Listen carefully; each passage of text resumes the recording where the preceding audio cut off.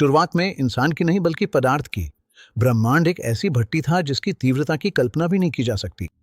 समय के पहले 3 मिनटों के भीतर ब्रह्मांड ने अपना पहला और सबसे महत्वपूर्ण काम किया, तत्वों की रचना। इस युग को हम बिग बैंग न्यूक्लियोसिंथेसिस के नाम से जानते हैं। ये एक ब्रह्मांडीय रसोई थी जहां गर्मी इतनी जबरदस्त थी कि परमाणु अभी अस्तित्व में नहीं आ सकते थे। केवल उप परमाणविक कणों का एक जलता हुआ प्लाज्मा था। यहाँ भौतिकी के नियम एक माहिर रसोइये की तरह काम कर रहे थे। प्रोटॉनों और न्यूट्रॉनों को मिलाकर सबसे पहले नाभिक बना रहे थे। दशकों तक हमें विश्वास था कि हमने ये विधि पूरी तरह सीख ली है। इस युग के लिए हमारे गणितीय मॉडल लगभग हर पैमाने पर मानव मस्तिष्क की एक शानदार उपलब्धि हैं। ये मॉडल ब्रह्मांड के मुख्य घटकों के जम की अद्भुत सटीकता के साथ भविष्यवाणी करते हैं। लेकिन किसी भी उत्कृष्ट कृति में एक खामी हो सकती है, एक ऐसा जिद्दी तत्व जो हमारे बनाए नियमों को मानने से इनकार कर दे, लिथियम। इस असफलता को समझने के लिए हमें पहले इस सफलता की सराहना करनी होगी। बिग बैंग न्यूक्लियोसिंथेसिस या बीबीएन आधुनिक ब्रह्मांड विज्ञान का ताज है। जब हम अपने सबसे शक्तिशाली स्पेक्ट्रोमीटर ब्रह्मांड के सबसे पुराने, सबसे दूर गैस के बादलों की ओर करते हैं, तो आंकड़े हमारे गणितीय हिसाब किताब की पुष्टि करते हैं। गणित कहता है कि ब्रह्मांड लगभग 75% हाइड्रोजन होना चाहिए, और पर्यवेक्षण भी यही दर्शाते। गणित कहता है कि इसमें लगभग 25% हीलियम होना चाहिए। फिर से ब्रह्मांड पूरी तरह मेल खाता है। यह पुष्टि की एक सिम्फनी है। हम स्पेस टाइम के विस्तार की दर को समझते हैं। हम उन नाभिकीय बलों को समझते हैं जो इन कणों को बांधते हैं। ऐतिहासिक विज्ञान के हर मानदंड पर हमारे पास शिशु ब्रह्मांड का नक्शा पूरा है। हमने दिग्गजों का हिसाब लगा लिया है, अब हमें बौने का हिसाब लगाना होगा। यह है लिथियम समस्या की शुरुआत। यह ब्रह्मांडीय मशीन में छुपा भूत है। हमारे मानक मॉडल के अनुसार जितना लिथियम साथ हम वास्तव में पाते हैं, उससे 3 गुना अधिक होना चाहिए। यह कोई छोटी मोटी असंगति नहीं है।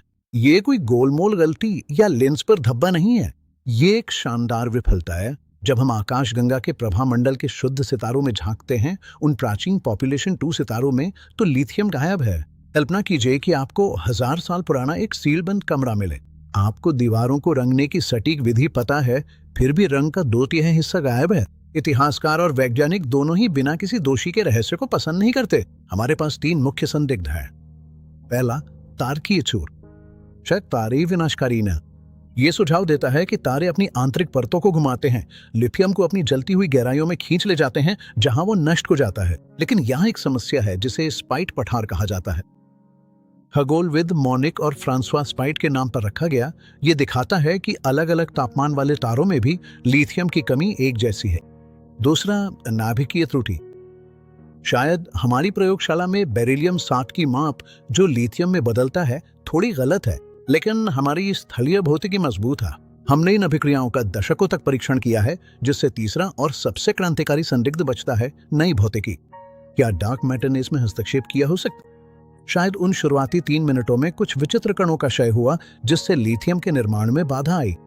अगर ये सच है तो लिथियम की समस्या कोई गलती नहीं है। ये उस भौतिकी का नक्शा है जिसे हमने अभी तक खोजा नहीं है। ये केवल एक रासायनिक जिज्ञासा से कहीं अधिक है। ये हमारी उत्पत्ति की कहानी के लिए एक चुनौती है। अगर हम गणित को वास्तविकता से मेल नहीं करा सकते, तो ये संकेत देता है कि हमारे ब्रह्मांड का मानक मॉडल एक अधूरी किताब है। ये एक विनम्र कर देने वाली याद दिलाता है कि ब्रह्मांड के विशाल इतिहास में हम अभी भी विद्यार्थी ही हैं। गायब लिथियम हमें बताता है कि ब्रह्मांड अपने रहस्यों को अपने पास ही रखता है। ब्रह्मांड की किताब अभी भी खुली है, और तीसरे तत्व का रहस्य अब भी अनसुलझा है। देखने के लिए धन्यवाद।